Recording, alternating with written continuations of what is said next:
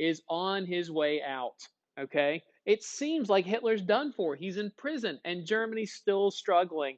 But Hitler's not giving up that easy. And as we're going to talk about tomorrow a little bit in this chapter about Hitler, you look at his childhood and his youth, and it doesn't look too extraordinary. Doesn't look too extraordinary. Now, make sure you remember tomorrow I'll open it up and I'll give you time in here to put your responses in. The swastika, the symbol of the Nazis, a symbol of prosperity and all the like. And so here's where we're at, okay?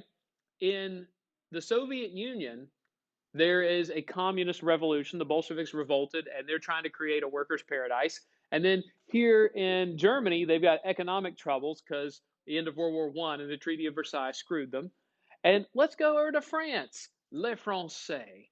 Now, a couple things I want to tell you that people are struggling with, and if you're listening at home here too, the outline is to give you some structure about how to do this, about how to effectively take notes. And what you want to do, like, for example, you start writing down, and like I noticed you do it too, Addison, on your notes, you specifically write the little subsection or subheadings and then write specific things about each one of them. So, like with France, okay, obviously we create a little subheading for that. And I'll show you a map of France because one of the biggest problems that they had after the war is there is still this perpetual fear of Germany, okay? So let's talk about this for a second. So you want to create another little subheading there. Why is France always concerned with, or just a tiny bit afraid of Germany, even after the war is over? What are they afraid that Germany's going to do? Go back to before World War One. What did Germany do that probably borderline annoyed the crap out of France? What did they do at the end of that Franco-Prussian War?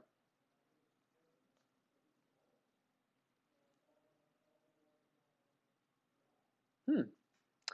Something about crowning the Kaiser there. I distinctly remember that. And also, there were two disputed pieces of territory that France had to give up to Germany for a while. What were those? They got them back after World War One. Alsace and Lorraine. Okay, and so they're always afraid that Germany is going to rebuild after World War One, and that eventually Germany would become strong again. And so they're perpetually worried. So they start planning. Okay, and part of their plan included something called the Maginot Line. All right, and that's how you say it in French. It's not Maginot. Sound like a darn fool hick when you say it like that. Maginot. The Maginot Line. The Maginot Line is a series of forts and bunkers all along the French and German border. Okay? It's a series of forts and bunkers all along the German and French border. Right? And you can see on the map here, the dark red line shows you the heavier fortifications. And notice that in this area right here, it's the direct border between France and Germany. And so there's all kinds of concrete bunkers. It's thickly dense wooded area too, so it's hard to maneuver through. And they're like, hey, if Germany ever tries to invade through here, they'd be toast. Okay? But remember, go back to World War One. They didn't invade through there. Where did they invade through? Through Belgium. And they're like, well, what about up here? Okay. And so this little dotted area along the French Belgian border, all right, that's part of the Maginot Line too, but they don't put as many fortifications there. All right. They don't put as many bunkers and obstacles in the way. Why would they do that? Why would that be such a more lightly guarded area? Especially when they know what they know. What's your rationale for this?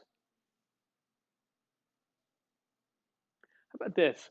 Think of this for a second too. One of the reasons is, how would Belgium feel if you put all these really strong section of borders and fortifications there? Do you think your neighbor, your friend, would take that well? Probably not. Okay. So number one, they don't want to offend Belgium, but there's also something else. They said, look, if Germany tries to invade through Belgium again, it's going to take them some time to get through there. They won't be able to move that quickly. So ultimately, we'd have time to bring more reinforcements up there. And so it's not going to matter. All right. So this is the Maginot Line, and they're like, hey, in the event that Germany ever tries to do anything again, We have the ability to protect ourselves. Okay? That's the Maginot Line. All right. So they're thinking in terms of, hey, we've done really, really well for ourselves in this war, but we got to think long term here. Okay. Now, the second thing that is going on in France is this is a time period called the Année Folle. It's a French term for the crazy years. Okay. The crazy years. Right. Why do you think they call them the crazy years?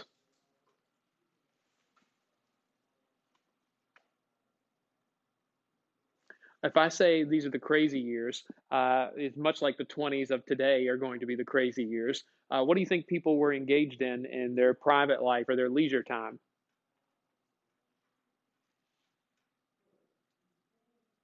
What do people do for fun? What do teenagers do for fun? Or college kids? Hey, Kalia, what are college kids going every Thursday, Friday, and Saturday night?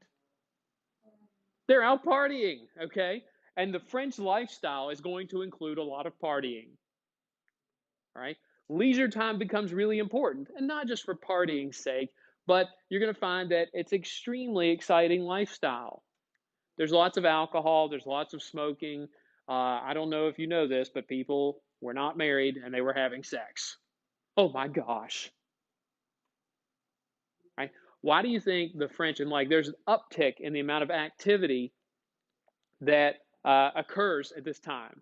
Like, why do you think all of a sudden in the 1920s the French start partying more? What has just happened? What just ended? The war. All right. How does that affect people? If you came out of the war, what does that do to you? How do you treat life? What do you realize could happen to you at any moment? You could die. So you might as well live it up while you're here. Okay. People who lived through the war, they see this as a different experience. And so there's an uptick in the type of partying. Now, part of the French culture at the time, they kind of imported from the United States. They're going to borrow a lot of things that become extremely unpopular in the United States. French culture at the time and American culture have a lot of overlap. Number one, nightclubs become immensely popular. Nightclubs, and guess what type of music becomes super popular at the time? What's popular in the United States in the 20s? Brand new type of music. Features improvisation. You know, music people? Jazz music, man. Jazz music. Jazz music becomes immensely popular in France. And uh, not only does jazz music become popular, but movie theaters become common. Movie theaters take off because they finally have films where people could talk in them. They finally get away from silent film. New movies, they called them talkies. Oh man, I guess walkie talkie is already taken. God, nobody can take a joke today. All right. So, look, their culture is this wild lifestyle where people have survived the war. They love to party. They love their leisure time. They love to go out and dance and go to movie theaters and enjoy life. All right. They borrow from the American culture. Now, something else that's part of the French culture that Americans didn't necessarily do is that the French really loved anybody who could perform like jazz music or things like that, and it was very friendly to black culture. Blacks who wanted to perform in France got a warmer reception there than they did in the United States. All right. So the French are living it up. They're like, hey, we're always concerned about Germany, but while we're here, we might as well have a good time. See, 2020 is the same way. You're like, oh, normally I wouldn't do this, but it's 2020. Why not? You know what I'm saying? All right. I'm going to have that third cup of coffee in the morning because why not? All right. Now, let's talk about some economic issues for France that are super successful here. One, war loans. Okay. Now, first of all, before we talk about war loans, let's mention this. Who is France getting money from to pay for the war? Germany. Germany owes them money from the war. That's part of the deal. Okay? Now, France, though, they have some debt of their own. Okay? France, even though they're getting payments from Germany and they are pretty substantial, they owe money. Right? During the war, who did France borrow money from? Take a guess who was more than happy to loan out money to people during the war? America. All right. Now, France, they were a little bit annoyed that America was like, hey, you have to pay back these loans. All right. France thought they shouldn't have to pay back the war loans. Why not? Why would France say that they shouldn't have to? Why would they look at America and be like, seriously? France said we already paid for the war. With what?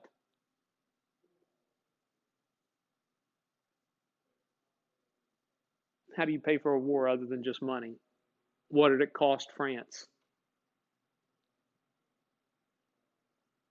What's the only thing more precious than money?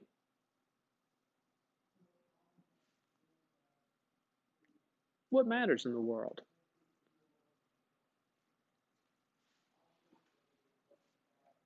Come on. Can't spend money if you're what? Human life. France is like, look, we paid for this war in blood. You shouldn't be charging us. You shouldn't be asking for us to pay this back. Because, America, you didn't get involved in the war until the last year and a half. And now you're trying to say, hey, you got to pay back the war loans. Where were you guys for the first 3 years of the war? Uh, well, do you think America relented? Nope, you're going to pay back that money. Man, that's pretty a little tension among the allies there. Okay, so France is dealing with having to pay back their own war loans. However, okay, Germany is paying them back, so they're still coming out ahead. Now, one thing that is an issue for France is they got problems getting food. They got food problems.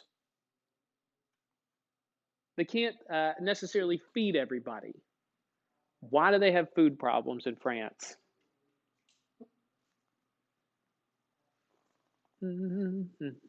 Kaya, why would they not be able to feed everybody?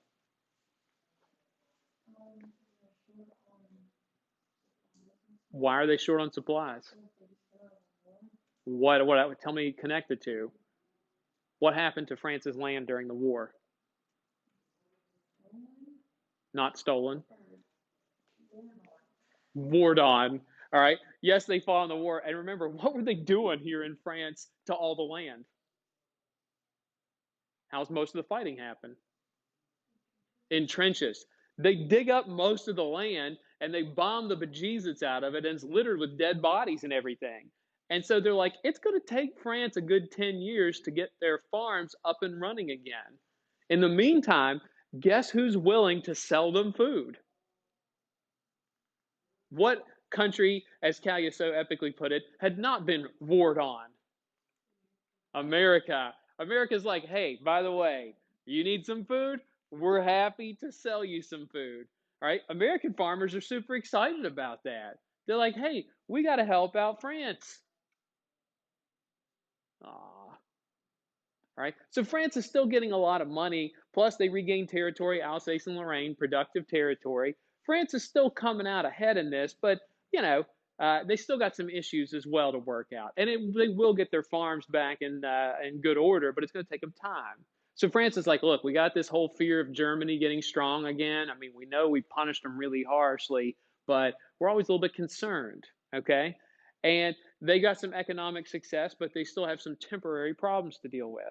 Let's switch over to Great Britain, and Great Britain's got similar issues to deal with. One thing is interesting, though, for Great Britain. After the war was over, they shifted from spending a lot on their military. You know how during the war and previously, like through World War One, they were wanting to spend a lot of money on building up their military. Instead of reducing their taxes, what they did was they devoted tax money towards government social programs. Okay, they started developing social programs to help out citizens because citizens during the war struggled to get by.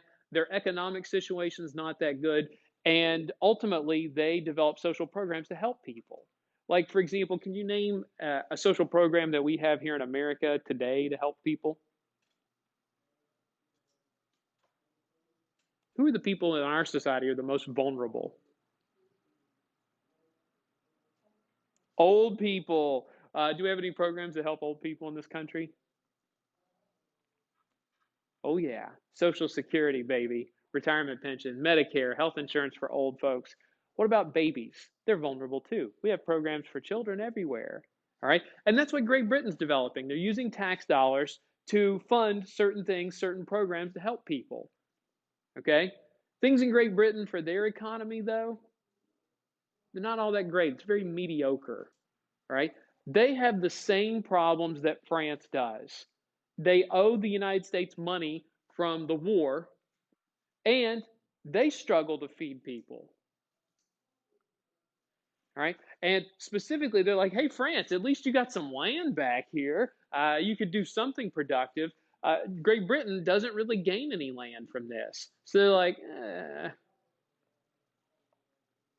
okay. So you have France is like living it up with their crazy culture, and economically they got a few issues, but they're working it out. And Great Britain after the war, they're like, hey, we got to help our citizens out because things are not exactly that great here. Oh, lovely. All right. Now let's move over to another country, America. Yeehaw. All right. Now, America is in a much better position than the rest of the world because there's no war there. And after the war's over, we had lost less life than other people. And America, we didn't lose as many, excuse me, not we didn't just lose as many lives, we didn't lose as many equipment. Okay. But after the war's over, here's how America goes. There's a phrase that kind of resonates with Americans. Woodrow Wilson, who was the president during World War I, he leaves office. And in 1920, a guy named Warren Harding runs for president. And he really captures people's attention with a phrase that after now that the war's over, he wanted a return to normalcy. Okay. A return to normalcy. Do you think that expression or that phrase resonates here in America today? Don't y'all want to return to normalcy? I do. I want to go to movie theaters. I want to go downtown to a crowded restaurant, hear live music. All right. And Warren Harding says, look, we want to get away from the business of war and European problems and focus on us. Okay. And so here's some of the things that Warren Harding says we need to do. Okay. He says, look, we need to return to normalcy. And part of that is what he called or what we refer to as laissez-faire economic policies. Okay. A French term. Laissez-faire means hands off. Okay. And so Warren Harding says, look, the government should not be involved with business, should be involved as little as humanly possible. We don't put unnecessary rules or regulations on businesses. Okay? That's completely opposite of what they were doing in the Soviet Union, where a socialist government took over everything with business. And Warren Harding's like, look, we got to go the opposite direction. Let businesses do what they do best. And his mindset was, hey, you know what? We don't need to put a rule in place to tell businesses not to pollute because what will a smart business already know? Not to pollute because it's bad for the environment, it's bad for your employees, and it's bad for business. And he's like, they don't need that regulation. He said, there are hundreds of regulations that we need to get rid of.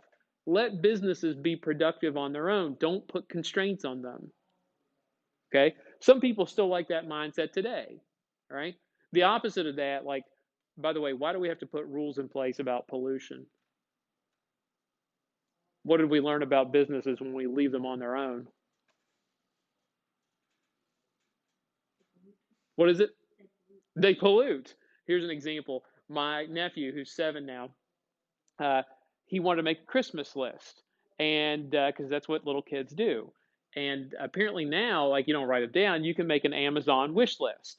And my sister-in-law said she left him unsupervised for 10 minutes on Amazon with the wish list. And in 10 minutes, he added more than $3,000 worth of stuff to his wish list. And she's like, gosh, just 10 minutes alone. You can't leave a 7-year-old unsupervised. She's like, thank goodness I didn't let him click on the other stuff. I'm like, gosh. All right. So laissez faire is the approach he wants to take. And he was basically like, the business of America is business. Okay. Government shouldn't interfere. All right. Now, in the 1920s, you're going to see Americans come up with some really impressive technology. Right. And one of the biggest things that changes American industry is this, the assembly line. Ooh. Who invents the concept of the assembly line?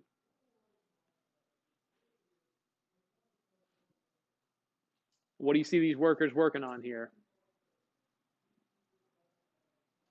What does it look like they're working on? What is it? Wheels. You're correct. And what do wheels go on, children? Oh, automobiles. And who is the major manufacturer of automobiles in the United States in the early 20th century? What is it? Henry Ford. Okay. Henry Ford comes up with a new way of thinking. All right. A new way of assembling things. All right. And here's the way it worked in the past. If you worked for an automobile manufacturer such as Ford, you had to know a lot about cars and assembling them from start to finish. And so if I hire Christian over here, Christian's got to know a little bit about everything, about how the wheels go on, how the transmission works, how the engine works, et cetera, et cetera. He'd be a master technician. And we have to pay him a lot because he has a lot of knowledge. And it takes him a while. Maybe he can assemble 3 cars in a day. All right. That's pretty impressive. But Henry Ford says, what if we gave everybody just one job? This is the ultimate, you just had one job type of scenario. And you just teach people to do one job. And that's all they do all day long. And here it looks like they're fastening something to these wheels. I'm not sure what, but it's real simple. Everybody has one job. Now, what's the major benefit of that? What do you not have to have as an employee?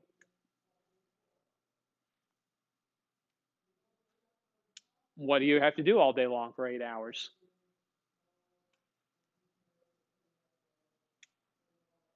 If your job is to put a steering wheel on for 8 hours a day, what's the only thing you have to learn how to do? Put a steering wheel on. You don't need all the knowledge that Christian has. He can supervise everything and be the car expert, but that allows you to hire what type of people? What is it? Anybody. Okay? Even people who don't have a wide array of educational background or a wide array of skills. All I have to be able to do is teach you how to do one thing and learn how to do it well. Now, that's pretty important, okay? Because what does it allow you to do for production of your stuff? You can make more and you can do it faster. Instead of 3 cars in one day, we can get 10 cars in half a day, all right? By using the assembly line process, all right? And so the assembly line, look, when Henry Ford starts doing it and starts producing cars at a faster pace, and he doesn't have to pay people like the expert wages that Christian gets, what can he do with the price of an automobile?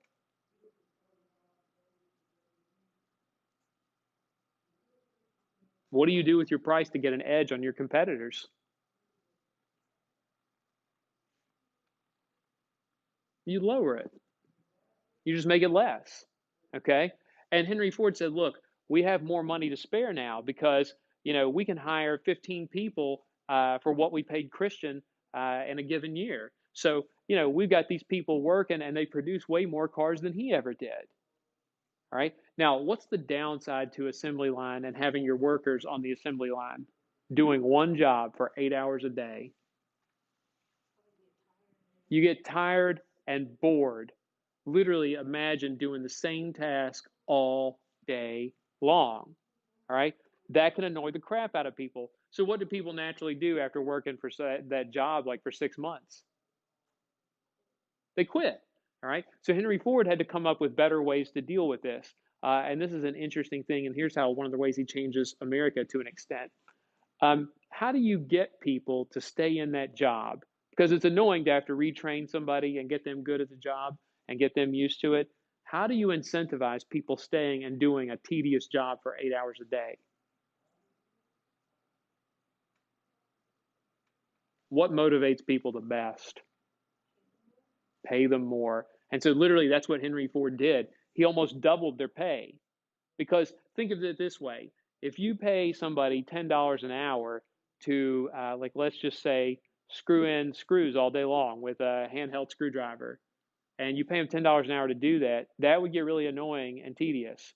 But what if you were paying them $100 an hour to do it? Like, I have no problem screwing in screws all day long for $100 an hour, right? Because I promise you, that's more than what I'm getting now.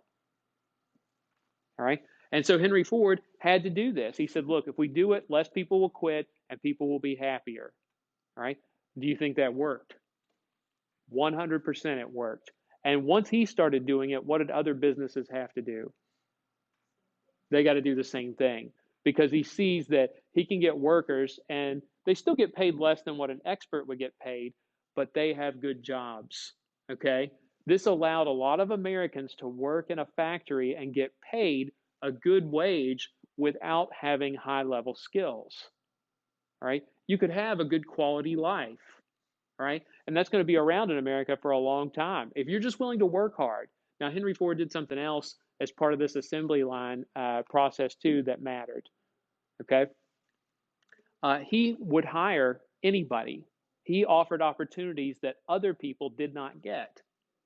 All right. If you were physically handicapped, they'd find a job for you to do as long as you're willing to work. Right?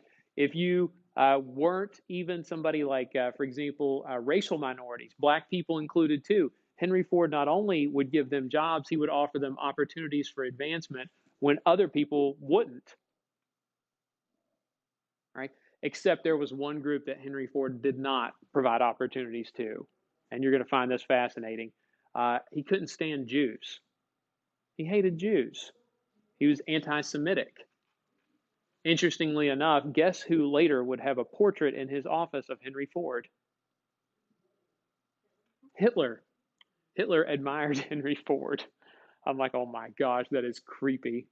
All right. So look, assembly line technology is super important in terms of development. All right. So not just that, but there's some other advents in technology too.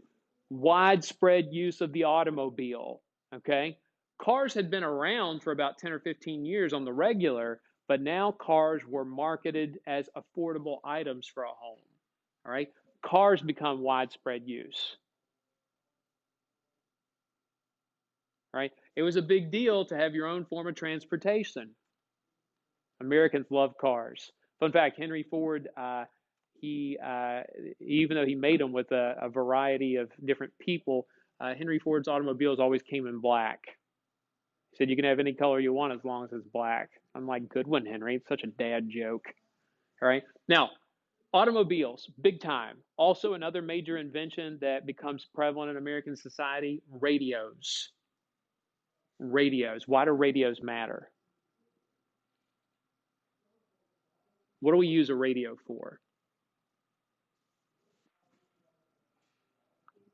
Music, entertainment. Okay. One of the things radios provide: entertainment. All right. And not just music, but radio shows. They used to do like a, you imagine what's going on, but they'd have like a drama played out over the radio.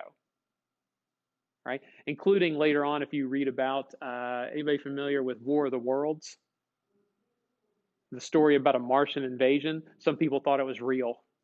Some people, according to the rumor, even killed themselves because they thought it was the end. All right. So they had to learn to distinguish between what was fiction and what was not. All right. So it's good for an entertainment source. All right. And the family would gather around the radio to listen to programs together, but it's not just useful for entertainment purposes. What else is good, a radio good for? News. Okay. The dissemination of information. News is able to travel over the air quickly. Right? Whereas in the past, you'd have to wait for a telegraph and newspapers to get moving. But now it's like you could get information instantaneously. Right? So you got automobiles, you have radios, you also get a number of what we call luxury items at home. Okay? What are some modern appliances that your parents like would lose their minds if they didn't have? What is it? A refrigerator. Refrigerators and freezers are immensely popular at this time. Okay. And back then they literally just called it an ice box though, because it was like a tiny little box that it didn't have a lot of room in it. Okay. Refrigerators are massive though, because before refrigerators, what could you never have after a meal? No leftovers, man. You had to fix just enough and eat everything. And if you didn't, it would go bad. Also, what did people get on the daily that they would never want to keep for more than a day? Something to drink. Now, you don't drink milk, right? You used to get your milk delivered daily, and they would pick it up like you'd. Once you were done with the empty bottles, you'd leave the empty bottles outside. The milkman would replace it. Right now, we never even think about that. Like, it was ridiculous. Okay. I still remember they used to make deliveries when I was a little kid. Milk trucks would drive by and they have milk and butter and ice cream. And every now and again, my parents would be like, all right, let's buy some ice cream sandwiches. And it was the best thing ever. You felt like you just won the lottery. All right. So you get refrigerators, another home appliance. What could your parents not do without? Usually it ends up being women that take care of this task at home. What do you have to do to your clothes? Wash them. Washers, okay? Washers become immensely popular, all right? And if you never have done washing the old way, literally you'd had a giant metal tub with water in it, and you'd have what's called a washboard, this little metal thing with like little, looks like little ribs on it, and you take the water and or the clothes and you soak them in the water, and then you literally have to rub it against that washboard in order to get the clothes clean. And it was extremely time consuming and annoying. All right. Now you just put them, like, I don't know why people complain about doing laundry. You just put them in the machine and you go. All right. It's not hard. All right. Why are things like washer and dryer or other appliances? Why do we value these so much? What does it allow us to do? Spend less time actually doing things and then get a little bit of leisure time. All right. To enjoy life a little bit. And you think of all the things that we have technologically today that do that. Okay. Incidentally, another really impressive technology at the time, hair dryers. How would we ever get along without them? Right now, those are just an example of a lot of the products that were available. But these are things, and something else that's relevant too. You start seeing more homes regularly wired for electricity and with indoor plumbing. Okay, have anybody ever been to an outhouse before? You don't want to go. Okay. It's the weirdest thing in the universe. Just stay far, far away, especially if it's cold out. Who wants to go outside to go to the bathroom? Right. I know it sounds like a crappy situation. All right. We'll pick up with American stuff tomorrow and then get you talking about some other fun things in America like eugenics, which, oh, eugenics, crazy stuff.